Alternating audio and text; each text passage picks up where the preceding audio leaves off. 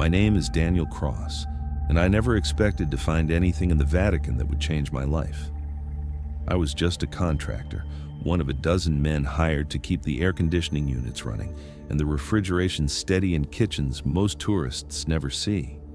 You don't need faith for that, just calloused hands and a tool belt.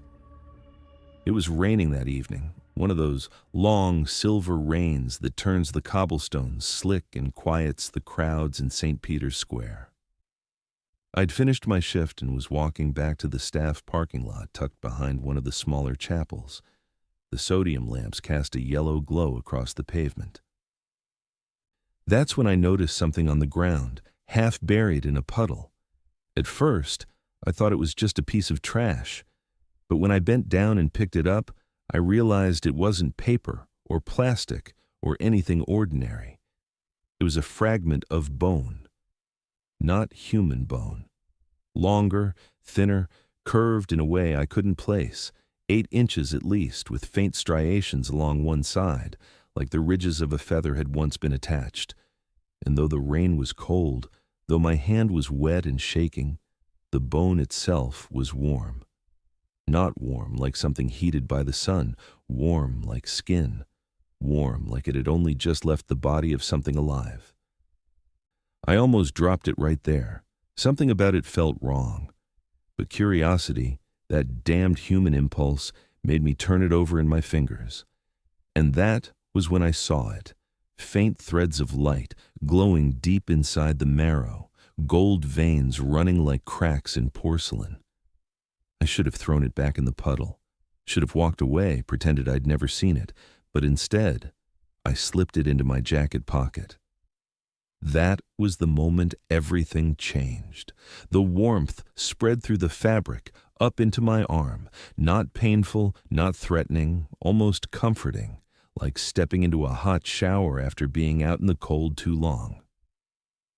I leaned against my truck, listening to the rain drum against the windshield, and for the first time in weeks, my chest felt light. I could have stayed there forever. My phone buzzed. A message from one of the maintenance guys, inviting me to grab a late drink. I typed back one-handed, "Not tonight." Tired. It was a lie. I wasn't tired. I was wired. The bone felt alive in my pocket, pulsing against my ribs like a second heartbeat. I told myself I was imagining it, that it was just heat transfer or nerves. But when I pressed my palm to the pocket, I swore I felt it respond, like it wanted me to know it was aware of me. The parking lot was empty when I finally started the engine. Or so I thought. In the mirror, a man stood at the far edge of the lot, just beyond the reach of the lamps.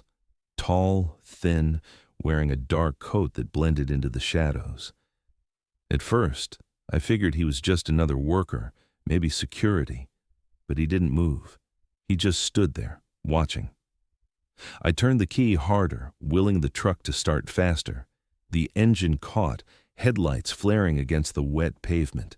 When the light hit him, he was gone. Not walked away, not hidden. Just gone. I drove out of the lot, shaking, telling myself it was a trick of the rain. Rome is full of strange people. I'd seen my share of priests and pilgrims who looked half mad, eyes burning with secrets I didn't want to know. But the longer I drove, the more I realized something else. The warmth in my pocket wasn't steady anymore. It was pulsing, fast and strong, in rhythm with my heartbeat. By the time I reached my apartment on Via della Conciliazione, my hand was trembling. I pulled the fragment out and set it on the kitchen table. Even in the dim light, I could see it glowing faintly, veins of gold crawling just beneath the surface. It should have disgusted me. Instead, I couldn't look away. That's when I heard it. A knock at the door, not the casual rap of a neighbor, not the hurried pound of someone desperate. This was deliberate. 3 knocks, a pause, 3 more. I froze. It was nearly midnight. Nobody visited at midnight. I walked slowly to the door, pressing my eye to the peephole. The hallway light flickered, buzzing. A woman stood there. Young, maybe mid-20s. Her hair was so blonde it was almost silver, her dress pale as snow despite the rain outside. She should have looked ridiculous, soaked and shivering. But she wasn't wet. She wasn't shivering. She stood perfectly still, her hands folded. Her face tilted slightly toward the door like she already knew I was watching. "Mr. Cross," she said, her voice carrying through the wood like music, "I believe you found something that doesn't belong to you." The fragment on the table pulsed hot, searing through my jacket pocket as though answering her. My mouth went dry. "Who are you?" Her lips curved into a smile that wasn't entirely human. "Someone who remembers what that bone once was. And if you don't let me in right now, the ones who fell will arrive first. They can already smell it on you." The hallway light flickered again, then went out completely. And in the dark, beyond her, I saw shapes moving, not people, not shadows, something worse. I should have left the relic in the puddle, but I didn't. I didn't open the door. Not right away. My hand hovered over the lock while my heart pounded so hard I thought she could hear it through the wood. The woman didn't knock again. She just stood there, patient, like she had all the time in the world. "Mr. Cross," her voice came again, softer now, almost kind. "If you don't trust me, that's fine. But if you leave me out here, you won't survive the night." Behind her, the dark shapes shifted. I could hear them now, like fabric tearing, like something dragging claws across the plaster walls of the hallway. The air inside my apartment grew heavy, humming with a pressure that made my ears ache. I looked back at the fragment on my kitchen table. It was glowing, brighter than before, the gold veins pulsing like a warning, or a heartbeat. I swore under my breath, turned the deadbolt, and cracked the door open. The woman slipped inside with unnatural speed, brushing past me without even grazing my shoulder. The air seemed to lighten the moment she crossed the threshold, as if the whole apartment had exhaled. She touched the frame of the door with her fingers, tracing invisible patterns. Faint lines of silver light bloomed where she pressed, sealing the wood in a net of symbols I didn't recognize. "What are you doing?" I asked, my voice breaking. "Buying us time," she said. "They can't cross markings written in Anak unless they're invited." "Anak?" "The tongue of the higher orders." She finally turned, and for the first time I met her eyes. They weren't blue or green or anything earthly. They shimmered with colors I couldn't name, shifting like oil on water. "My name is Alara," she said. "I used to be one of them. Not fallen, not loyal. Something in between. I chose differently." I backed up toward the table, toward the bone. "You're telling me you're an angel?" Her mouth twitched, not quite a smile. "I was. I still carry pieces of what I was. But I'm not here to talk about me, Mr. Cross. I'm here because you touched something you should never have found." I glanced at the fragment. "This?" "Yes." Her tone sharpened. "That's not just a relic. It's a piece of one of us, an angel who didn't fall so much as he was ripped down. And because you touched it, it bonded to you. Now they all know where it is, and they'll kill you to get it." The walls shook. A deep impact rattled the door, then another. The shadows outside pressed harder, the wood bending inward like something massive was leaning against it. "Who are they?" I asked. Alara's face hardened. "The Ashen Ones, angels who burned in their fall. They believe humanity was God's greatest mistake, and they want to wipe you out to prove it." The door cracked down the center. Dust fell from the frame. The silver lines of her markings flared bright, but even I could see they were weakening. "They'll break through," I said. "Not tonight," Alara answered. She moved to the window, muttering in that strange language, her fingers sparking silver light again. Every pane she touched hummed with a resonance that made the glass vibrate. I forced myself closer to her. Why me? Why this piece of bone? "There must be hundreds of relics in the Vatican."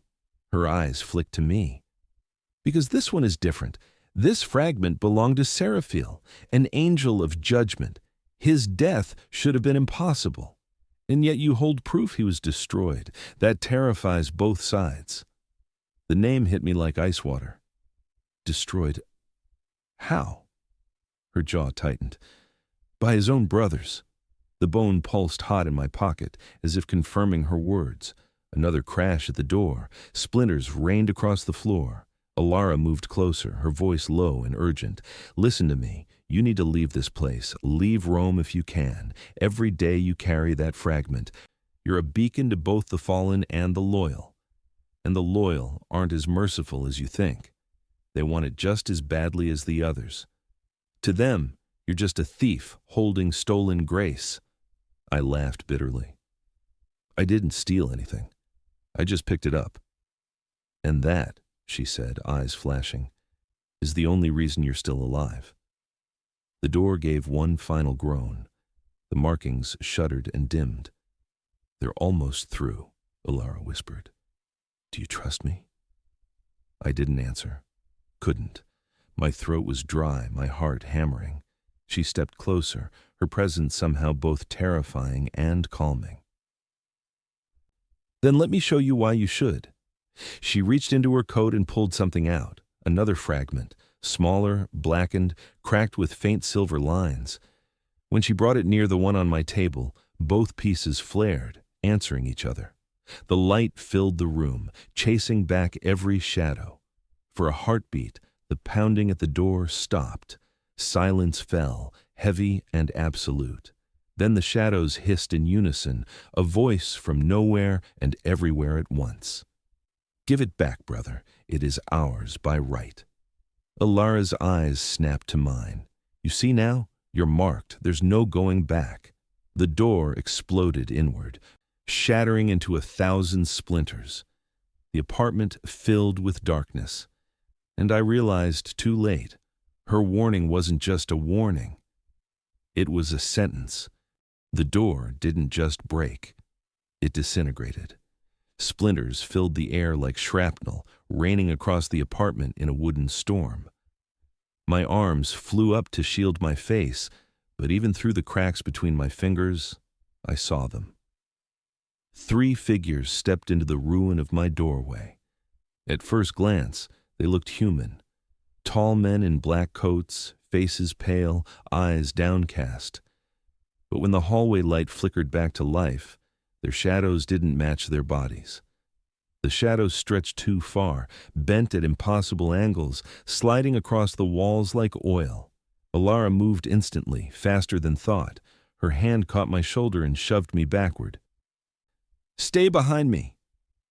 The men, no, the things, spread out, moving in unison like marionettes tugged by the same hand.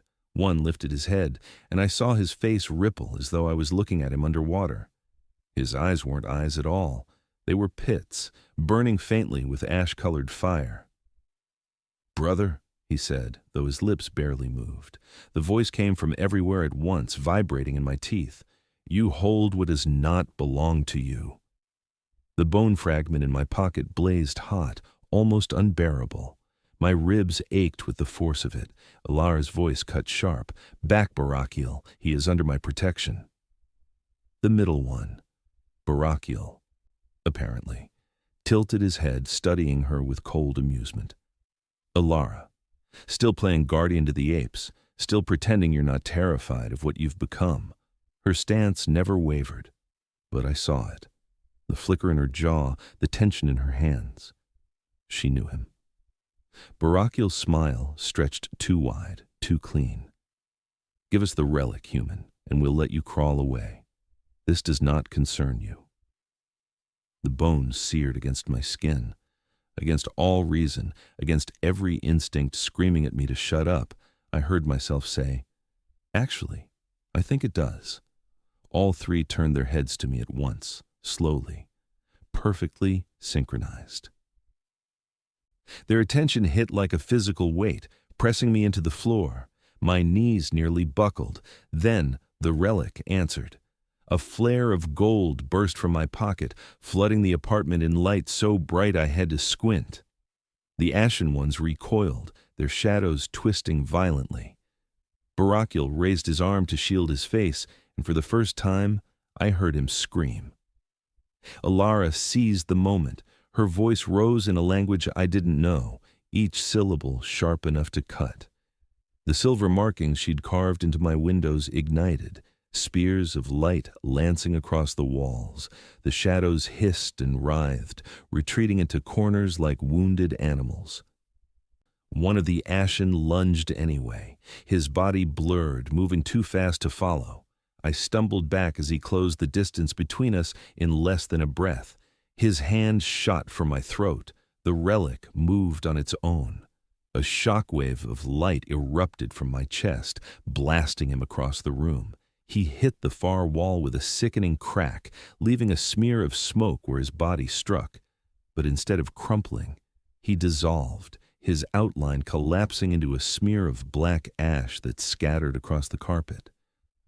I'd killed him, or erased him. Barakiel's scream turned into laughter, cold, mirthless, echoing from the walls. Impossible. You're just human. Alara stepped forward, her outline shimmering. For the first time, I saw them, her wings. Not fully formed, not solid, but shimmering shapes of light unfurled behind her, their edges sharp as blades. The relic chooses its bearer, she said. Her voice was steady, but sweat beaded at her temple. And it seems Seraphil's last act was to put his power in the hands of a mortal. Barakiel's pale eyes narrowed. His remaining companion shifted, readying to strike again. But something passed between them, silent communication I couldn't hear. Finally, Barakiel hissed, "This isn't over. The trumpet will sound soon, and when it does, you will beg for the mercy of a quick death." And just like that, they vanished. Not fled, not turned, just ceased to be. The smell of sulfur and burned wood lingered where they had stood. Silence fell.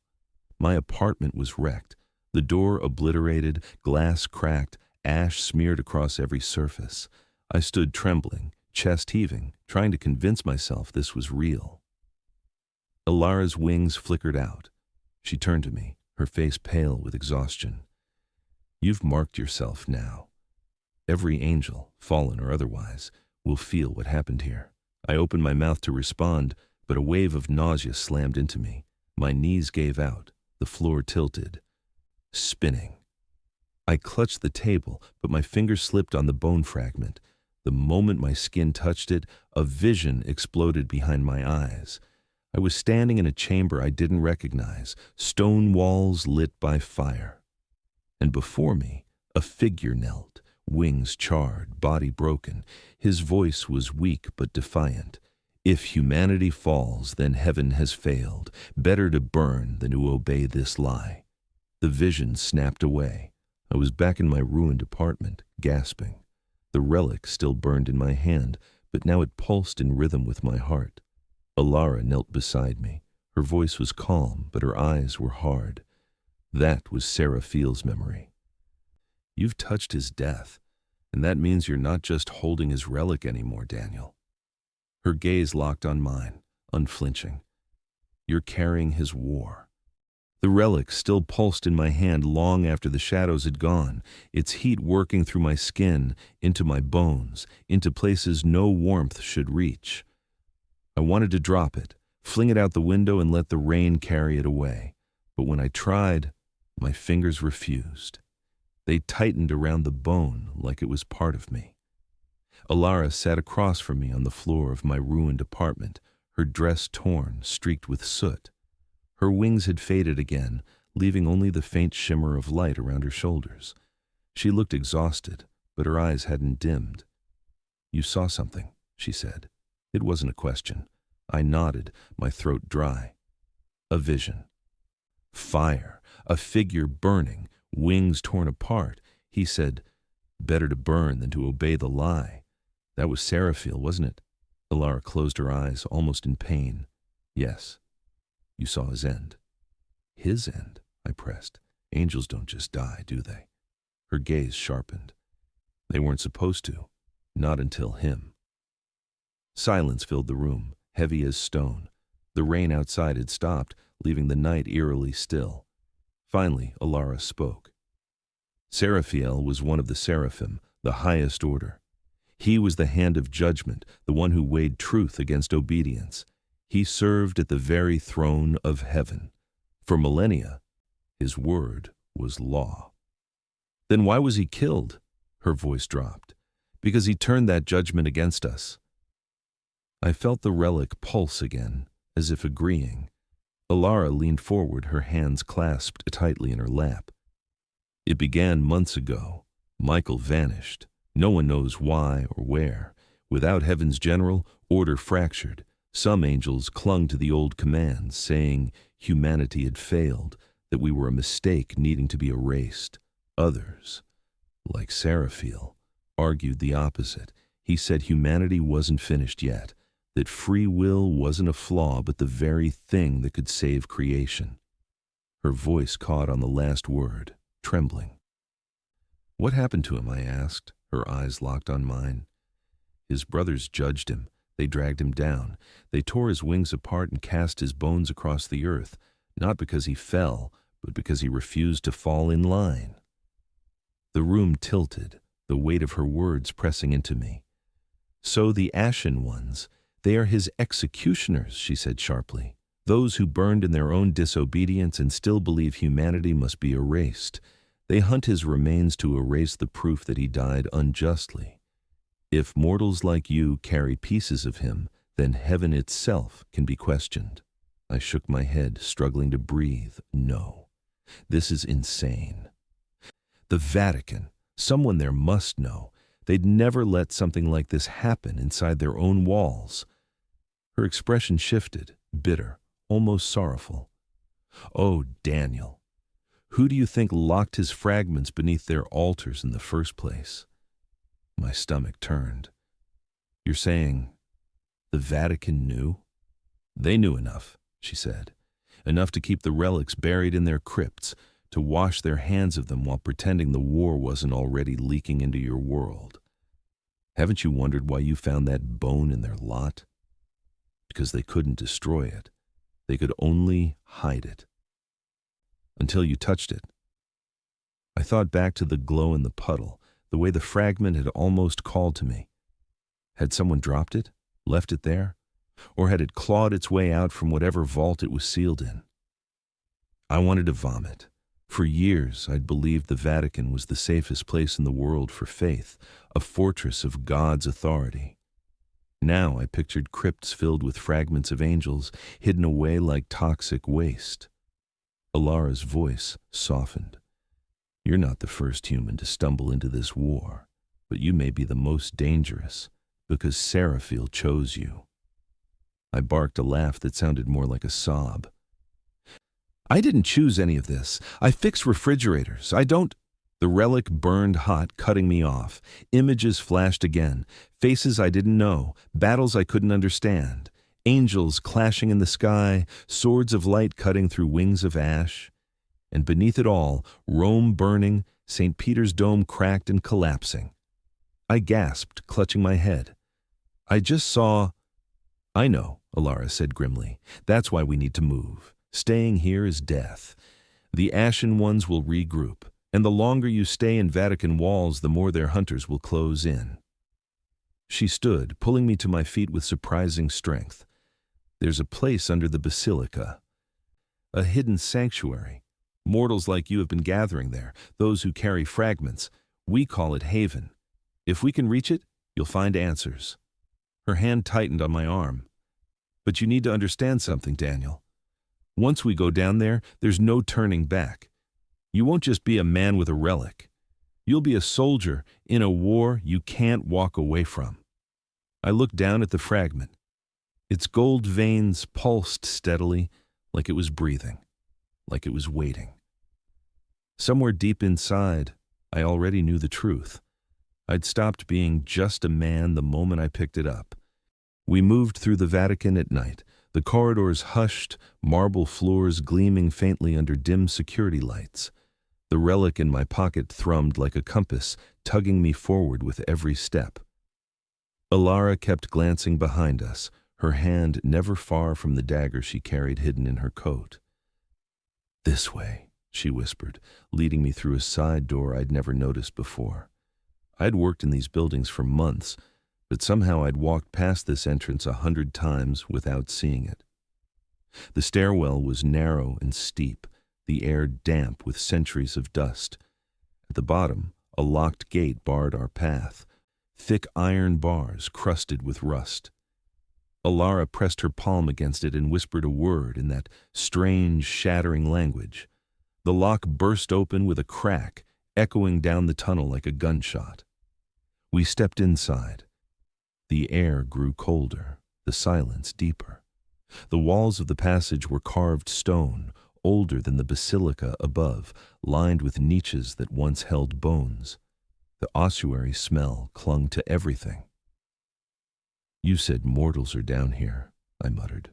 "Living mortals?" Alara nodded. "The Vatican sealed these catacombs generations ago, but not all of them stayed sealed. The fragments call to those who can bear them. Some find their way here." The relic pulsed hot in my pocket, as though in agreement.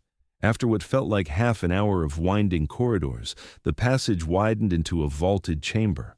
Candles flickered in sconces carved directly into the stone. And there they were. People. A dozen at least, maybe more. Some wore cassocks, others street clothes, one or two even in military fatigues. Every one of them had the same look in their eyes, hollow, watchful, old before their time, and every one of them carried something. I saw a man clutching a cracked mirror no bigger than his palm. A young woman with a ring that glowed faintly under the candlelight. An older soldier with what looked like a melted crown tucked into his belt. They all turned to look at me as I entered, their eyes narrowing at once like wolves scenting a stranger. "Alara," a voice called from deeper in the chamber. A figure stepped forward, tall, bent with age, his white hair spilling from beneath a priest's hood. His face was deeply lined, his hands shaking slightly as he leaned on a cane. "This is him?" the old priest asked, his eyes on me now. Alara inclined her head. "He carries Seraphiel's bone." A murmur rippled through the chamber, like the hiss of dry leaves in wind. Some stepped back in awe, others frowned in suspicion. The old priest approached, his gaze heavy, assessing. "My name is Father Marrow. I keep watch over Haven. And you, Daniel Cross." He reached out and touched my shoulder, his hand colder than I expected. "You've brought a storm with you." I swallowed hard. I didn't ask for this. "None of us did," one of the others said sharply. A woman with scars down her neck, clutching a blade that shimmered like liquid silver. "But that doesn't matter. The fragments choose, and once they choose, you don't get to walk away." Alara shot her a warning glance. But she didn't back down. Father Marrow raised a hand for silence. "The Ashen Ones know he carries it. They will not stop until they claim every fragment hidden on Earth, and if they succeed, if they rebuild what they destroyed, then heaven itself will bleed into this world." My chest tightened. "You mean the end of the world?" "No," Marrow said softly. "Worse, the rewriting of it." The chamber fell into silence. I shifted on my feet, the relic searing in my pocket like it wanted to leap out. I pulled it halfway free, and the moment the others saw it, the air changed. The man with the cracked mirror staggered back, clutching his head. The girl with the ring gasped, light spilling from her hand. The soldier muttered a prayer in Latin under his breath, sweat beading on his forehead. The bone had stirred them all. Alara's hand touched mine, steadying me. "Enough." She pushed the relic back into my pocket. The heat dimmed, but the tension didn't. Father Marrow's eyes lingered on me, unreadable. "Seraphiel's war runs through you now. If that frightens you, good. Fear may keep you alive." I wanted to argue, to shout that I wasn't anyone's soldier, but the memory of the vision, the burning chamber, Seraphiel's voice, was still raw in my head. Better to burn than to obey the lie. My hands shook. "So what now?" Father Merrow's gaze drifted upward toward the basilica far above. Now we prepare. The Ashen Ones will come again, and when they do, they won't be alone. Heaven itself may send envoys to claim what you carry. When that happens, his mouth twisted in something halfway between a smile and a grimace. You'll have to decide which side you truly serve. The candles guttered, smoke curling up the stone walls. Somewhere deeper in the catacombs, I thought I heard movement, the faint scrape of ash against stone. And for the first time, I wondered if Haven was really a sanctuary, or just a waiting room before the slaughter. Haven was supposed to feel safe. That's what Alara told me when she dragged me into the catacombs beneath St. Peter's. A hidden refuge, a place where people like me, ordinary mortals tangled up with fragments of heaven, could breathe. But by the second night, I realized it wasn't a sanctuary. It was a bunker. And bunkers exist for one reason: to prepare for war. The air down there was heavy, damp with centuries of dust and old incense. Every chamber echoed with whispers, people training, arguing, praying. I saw the girl with the glowing ring sparring with the soldier who carried the melted crown, their powers sparking in the candlelight. The mirror-bearer stood alone in a corner, trembling as fractured reflections danced around him. Alara stayed close, watching me like a hawk. The bone fragment pulsed in my pocket every time I passed the others, setting off chain reactions in their relics. It was like carrying a live grenade into a room full of dynamite. On the third night, Father Merrow summoned us to the central chamber. The room was packed, faces tight with fear and anger. Morrow leaned on his cane, his hood casting long shadows across his face. "The storm has broken," he said, voice rasping but steady. "Kylus has gathered his Ashen Ones here, inside Vatican walls. They move through the city cloaked in shadows, feeding on the faithful who wander too close at night. 3 priests were found burned to ash outside the basilica yesterday. This is not a rumor. It is the beginning." A low murmur rippled through the crowd. My stomach clenched. "You're saying they're already here, inside the Vatican?" Marrow's eyes found mine. "Where else would they come? Rome is the beating heart of your faith. If they shatter it, the rest of the world will follow." Alara stiffened beside me, but she didn't speak. Marrow went on. "They will strike soon. They want the fragments, yours most of all. If Kylus can rebuild what he destroyed, he will force heaven itself to appear, and when heaven answers, the world will burn." The chamber erupted in arguments. Some wanted to flee, scatter across the world. Others demanded to hunt the Ashen Ones before they grew stronger. Through it all, Marrow simply raised a hand for silence. "We cannot run," he said, "nor can we strike blindly. We prepare, we train, and when the moment comes, we fight." His gaze swept the room, then locked on me. "Especially you, Daniel Cross. You carry the bone of Seraphiel. That power must not remain raw. If you cannot master it, it will consume you, and us along with you." 100 eyes turned toward me. My throat went dry. "I don't know how to master it. I didn't ask for this." Marrow's voice sharpened. "None of us asked, yet here we are." Alara touched my arm. "He's right. If you don't learn to control it, the Relic will use you instead of the other way around." So that night, training began. The soldier with the crown, his name was Dante, taught me how to fight again. It had been years since I'd thrown a punch in anger, but he drilled me until my arms ached and my ribs screamed. Alara guided me through focus exercises, teaching me to breathe with the fragment's pulse instead of against it. At first, the bone resisted, searing me with heat whenever I tried to call it. But then, once, my hands lit with a faint gold shimmer. For a moment, I felt weightless. Then it vanished, leaving me gasping. "Better than nothing," Alara said, but I saw the worry in her eyes. On the 5th day, the warning came. A scout burst into Haven, his clothes scorched, his skin gray with ash. He collapsed at Maro's feet, whispering one word, Severano. The chamber froze.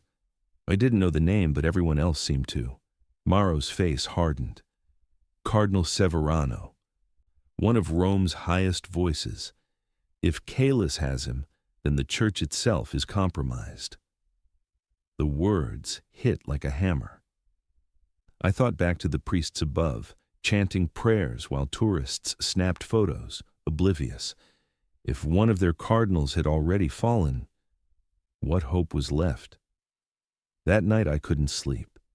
I walked the narrow corridors of Haven, listening to the drip of water from ancient stone.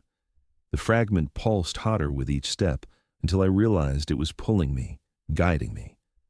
I followed it to a sealed archway. Carvings of angels lined the stone, their faces worn smooth by centuries. The relic flared in my pocket, and for a moment I swore I heard Seraphiel's voice again, faint but clear. 40 days, that is all you have. My blood ran cold. 40 days. For what? Until Caelus's ritual was complete? Until heaven itself broke into the world? Behind me, I heard movement. Alara stood in the shadows, arms crossed. You heard him, didn't you? She said quietly. I nodded. 40 days, but what happens then? Her expression was unreadable. The end, or something worse. She stepped closer, lowering her voice. And you, Daniel, you're at the center of it, whether you want to be or not. The relic pulsed again, burning hot against my chest, and in that moment, I knew Haven wasn't just preparing for a fight, it was preparing for a countdown. The relic didn't let me sleep. Every night in Haven, I lay on the narrow cot staring at the vaulted stone ceiling while the fragment pulsed in rhythm with my heartbeat. Sometimes it was warm, steady, almost soothing. Other times it flared hot like I'd swallowed a coal. On the 7th night, it changed. I was halfway between waking and dreaming when the heat spiked, flooding through me so hard my teeth rattled. I sat up, clutching my chest, but the chamber dissolved around me. The stone walls melted into fire, and I was no longer Daniel Cross. I stood in a hall vast beyond comprehension. Marble columns stretched higher than any cathedral, and banners of light rippled overhead like auroras. I knew somehow this was heaven, but it was not the peace I'd been taught to imagine. This place shook with fury. In the center of the hall, an angel knelt, wings torn, body broken. His face was ash-streaked but proud. Seraphiel. I knew him instantly, though I'd never seen him before. His eyes glowed with the same golden veins that threaded the fragment in my pocket. Surrounding him were 6 others, his brothers. Their wings were whole, but their faces were carved in judgment. Seraphiel, one thundered, voice booming like an organ. You defy the host? You speak blasphemy. Seraphiel's voice was ragged, but it carried. I speak truth. Humanity has not failed. They are still becoming. To end them now is to end God's work unfinished. They poison the earth, another said. They kill each other without cause. They mock his image. They are filth. They are free, Seraphiel spat, his charred feathers scattering ash across the marble. And freedom is the only reflection of him that matters. Even angels cannot change without his will. But humanity, they can choose. That is their gift, their chance to become more than even us. The angels surrounding him shifted, uneasy, but one stepped forward, his voice like a blade. Then you choose them over us. You choose vermin over eternity. I choose his intention over your fear, Seraphiel said. If I must burn for that truth, then let me burn. And then the fire came. It poured from their hands, white and merciless. It engulfed him, shredding what remained of his wings, searing through his body until the marble floor cracked beneath him. The hall shook with his screams, but beneath the agony his words carried still. Better to burn than to obey the lie, I stumbled forward, wanting to stop it, to throw myself between them, but I couldn't move. I wasn't Daniel anymore. I was inside his memory, trapped in his death. The fire consumed him, until only fragments remained, bone, feather, ash scattered across the floor. The other angels turned away, their faces cold, resolute. And then I was falling. The marble dissolved into black smoke, the fire into molten gold. I landed hard on the stone floor of Haven, gasping, my chest scorched with phantom pain. My cot was gone. Alara was there, kneeling beside me, shaking my shoulders. "Daniel, breathe!" I dragged air into my lungs, the relic burning in my fist. My vision swam, gold veins crackling across the edges of my sight before fading. Alara's face was pale. "You saw it, didn't you?" I nodded weakly. "They killed him, his own brothers, burned him alive for defending us." Her jaw tightened. "Now you understand." I pressed a hand to the cold stone, trying to steady myself. "This isn't just a war between angels and humans. It's a war over what we are, whether we're worth saving."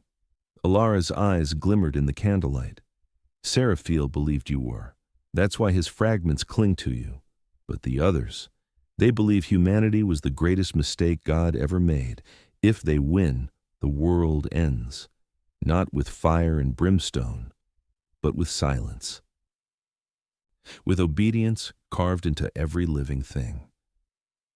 I thought of Seraphiel's last words echoing through the flames, "Better to burn than to obey the lie." My throat tightened. He died for free will. Alara nodded once. "And now you carry that cause." Before I could answer, a bell rang deep in the tunnels. The sound was low, metallic, trembling the stone beneath us. Alara froze. "That's the alarm," she whispered. We rushed to the central chamber. The others were already gathered, weapons and relics drawn. Father Morrow stood at the front, his face grim, eyes burning beneath the hood. "Ashen scouts have breached the lower tunnels," he said. "They've found Haven." The crowd erupted in shouts, panic rising. Morrow slammed his cane against the floor. "Silence! We knew this day would come. Now we fight or we fall." I felt the fragment flare in my pocket, its heat roaring like a furnace. Seraphiel's rage flooded through me, mixing with my own. For the first time, I didn't try to push it away. I embraced it. Because I knew now I wasn't just holding a relic. I was carrying a war older than time. The tunnels shook with footsteps. Torches guttered as the air grew colder, heavier, like the stone itself was suffocating. Shouts echoed through Haven, a dozen voices scrambling into defensive positions. But I already knew. Whatever was coming down here wasn't something we could hold back with swords or prayers. And then I saw him. Kalis. He strode into the chamber as if he owned it, his black coat whipping in a wind that didn't exist. His hair was silver ash, his eyes pale as frost-bitten fire. Shadows clung to him like armor, stretching from his body into jagged, writhing shapes that scraped along the walls. Behind him came the ashen ones, a half-dozen at least, their faces blurred, their eyes glowing dim like embers buried in coal. Father Morrow raised his cane. "Kalis." The name echoed like a curse. Kalis smiled, too calm for the storm he brought. "Old friend," he said softly, "still hiding vermin in your catacombs. How long did you think you could keep us from what is ours?" Alara stepped in front of me, wings shimmering faintly, her voice sharp. "This place is sanctuary. You cannot claim it." Kalis tilted his head. "Sanctuary? Against heaven? Against us? No, Alara. Nothing you build endures. You should know that better than anyone." His gaze slid to me then, and the smile widened. "And this must be the one, the thief who carries Seraphiel's bone." The relic in my pocket flared, heat ripping through my chest. I staggered, nearly falling. It was as if the bone itself recognized him and hated him. Kalis spread his arms, voice booming so it rattled the stone. By the old law, I challenge you, trial by ashes, one bearer against another. If you refuse, the relic is mine by right. Whispers erupted around me, fear and awe mixing. Trial by ashes. I didn't know what it meant, but the others clearly did. Marrow's voice cracked like a whip. You cannot accept. He's not ready. Kalis laughed. Then he dies unready. Either way, the bone returns to us. Alara turned to me, her face pale. Daniel, don't... But the relic burned hotter, screaming through my veins, and beneath the pain, I heard it. Seraphil's voice, ragged but commanding. Stand, burn, but do not kneel. I straightened, chest heaving. I accept. The chamber erupted in protests. Marrow shouted. Alara grabbed my arm, but it was too late. The old law had been spoken. The Ashen Ones circled, their shadows sealing the exits. Kalis stepped forward, unhurried, every motion dripping with confidence. His hands ignited in black fire, the flames licking up his arms without consuming him. Brave words from a mortal. Let us see if your body matches your mouth. He moved first, faster than anything human. His fist slammed into my chest, launching me backward into the stone wall. Pain exploded in my ribs. I gasped, but the relic flared, forcing me upright. I swung wildly, my fist glowing faint gold as it connected with his jaw. For a heartbeat, Kalis actually staggered. Then he laughed. Seraphil's echo, he sneered. But echoes fade. He unleashed the fire. A torrent of black flame surged toward me, searing the chamber. The heat should have burned me alive. But the relic pulsed. Then something tore inside me, something that wasn't bone or muscle. Wings. They ripped from my back in a blaze of gold and ash, enormous, seared at the edges like they'd been burned in another life. The force blasted the fire aside, scattering embers across the chamber. The others gasped, some falling to their knees. Kalis's smile faltered, just for a moment. I rose to my feet, wings spreading wide. They were heavy and alive all at once, every feather humming with Seraphil's fury. I felt taller, stronger, filled with power that wasn't mine but demanded to be used. Kalis snarled. Impossible. I lunged. Faster than I thought possible, slamming into him with the weight of the wings behind me. We crashed across the chamber, stone cracking under the impact. My hand, blazing with gold light, seared into his chest. His scream rattled the tunnels, black smoke pouring from the wound. But it wasn't enough. His shadows writhed, wrapping around me like chains. The wings faltered, flickering, my body screaming under the strain. He leaned close, his breath reeking of ash and blood. You think this makes you Seraphil? He hissed. You're nothing but a vessel waiting to break. I gasped, struggling. The relic pulsed again, harder, desperate. A memory flashed across my vision, Seraphil burning, but standing tall even as the flames consumed him. Better to burn than to obey the lie. With a roar, I spread my wings wide. The chains shattered, golden fire surging outward, blasting Kalis back across the chamber. He slammed into the stone altar, cracks spiderwebbing through it. Silence followed, broken only by my ragged breathing. Kalis rose slowly, smoke rising from his body, his eyes blazing with fury. Not bad, he said softly, but this isn't finished. You cannot hold that power. It will hollow you out, and when it does... He bared his teeth in a smile like a wound. I'll be waiting. With a gesture, he and his Ashen Ones dissolved into smoke, leaving only scorch marks on the stone. The chamber was still. Everyone stared at me, the mortal who now bore wings of ash and light, some with awe, others with fear. Alara's voice was the first to break the silence. Daniel, she shook her head, whispering like a prayer. What have you become? I looked at the wings still burning faintly behind me and realized I didn't have an answer. The chamber still smelled of smoke and ash long after Kalis vanished. My wings trembled behind me, half fading, half burning, until they flickered out with a painful snap. I collapsed to my knees, clutching my chest. The relic's heat retreated, leaving me hollow and shaking. No one moved. Haven survivors stared from the shadows, their relics glowing faintly in fear or awe. Some crossed themselves, whispering prayers. Others looked at me like I was a weapon waiting to go off. Father Marrow finally stepped forward, his cane tapping against the cracked stone floor. His hood shadowed his face, but I could see the glint of his eyes, bright, too bright, like something was burning behind them.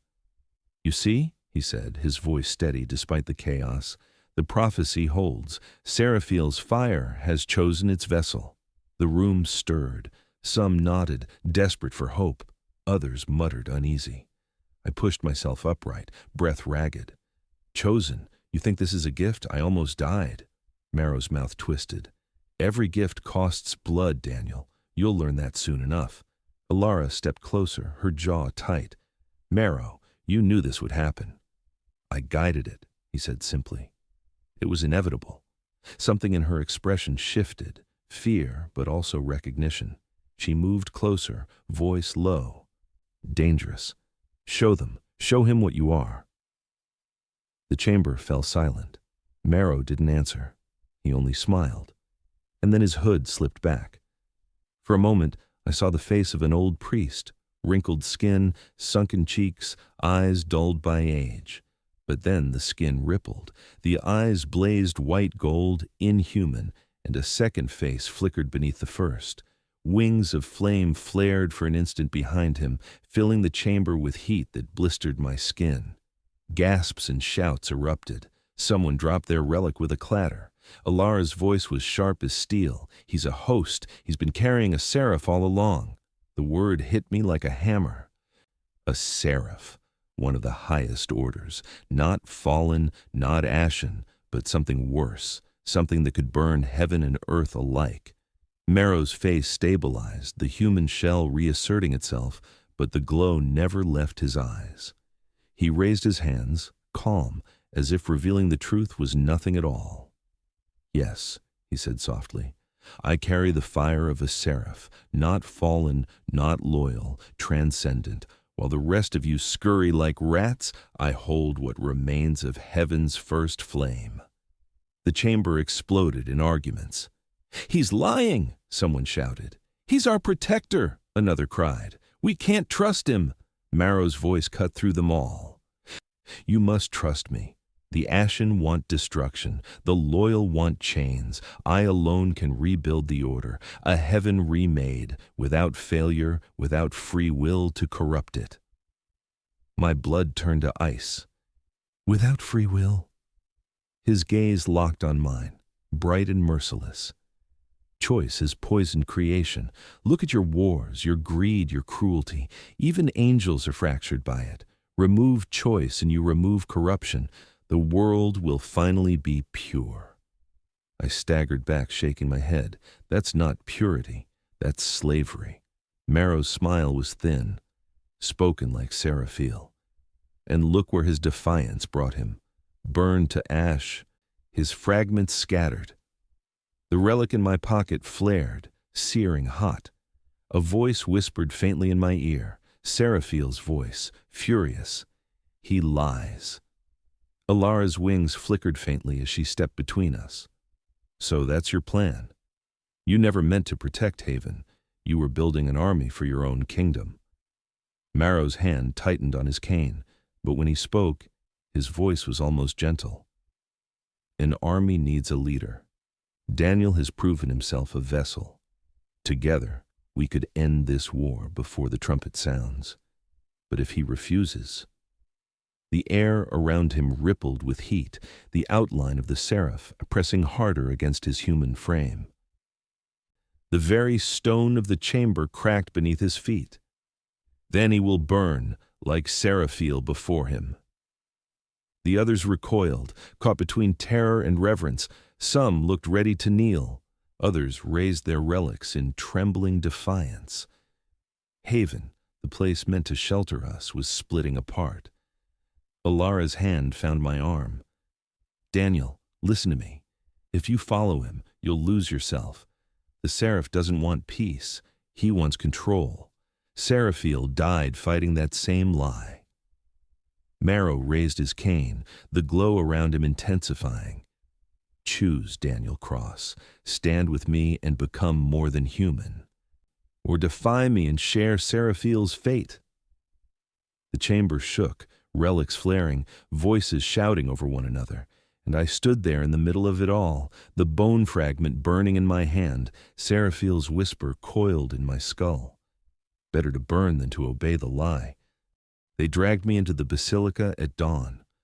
Or maybe I dragged myself. I don't remember anymore. Haven had fractured, torn apart by Father Marrow's revelation. Half the relic bearers fled. The rest fell in line behind him, eyes wide with fear and faith twisted together. Alara stayed with me. That's the only reason I'm alive. The basilica was empty of tourists, silent but for the echo of our footsteps across marble. Morning light spilled through the dome, turning the air gold. It should have felt holy. Instead, it felt like a trap. At the altar stood Marrow, or the thing wearing him. The seraph's light burned beneath his skin, cracking it like porcelain. Fire seeped from the fractures in his face and hands. His wings were pure flame now, stretching so wide they scorched the icons on the walls. And in the shadows near the columns, Kailas waited. Two predators circling the same prey. Marrow's voice rolled through the basilica, layered with something deeper, a resonance that shook the air. Daniel Cross, chosen of Seraphiel, today you will end this war by standing at my side. Kailas laughed softly. No, he will end it by kneeling to me. Only through ash can creation be reborn. Their eyes locked, hatred burning between them. I realized then I wasn't the center of this battle. I was the prize. The relic in my pocket pulsed, frantic. My wings threatened to tear free again, pressing against my back like molten iron. Alara leaned close, whispering fiercely. Daniel, listen to me. Neither of them wants peace.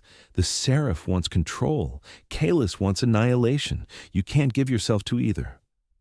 I swallowed hard, my voice breaking. Then what's left? Her eyes searched mine. You. Your choice. The seraph raised his flaming cane, fire spilling across the altar steps. Enough talk. Cross, stand with me or burn. Kailas moved first. Shadows exploded from him, sweeping across the basilica, knocking down pews like paper. He lunged at Marrow, black fire clashing against white.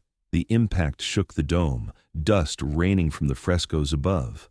I was thrown backward, crashing into a column. My head rang, vision blurred. But through the chaos, the relic screamed inside me. Images poured into my skull. Seraphiel kneeling in the fire, refusing to bend, his last words echoing. Better to burn than to obey the lie. I pushed myself up, wings erupting from my back in a blaze of ash and gold. The pain was blinding, but I welcomed it.